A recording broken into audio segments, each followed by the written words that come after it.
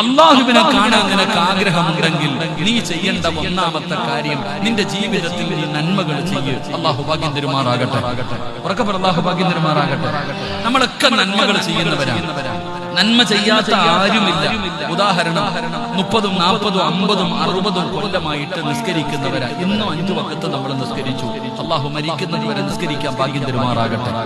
പക്ഷെ നമ്മുടെ നിസ്കാരത്തിന്റെ അവസ്ഥ എന്താണെന്നറിയാമോ?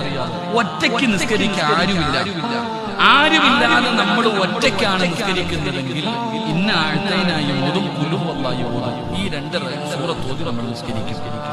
4 പേര് കാണാനുണ്ടെങ്കിൽ പിന്നെ നമ്മുടെ നിസ്കാരം വല്ലാതെ നീണ്ടുപോകും. അള്ളാഹു നമുക്ക് ഈമാൻ തരുമാറാകട്ടെ.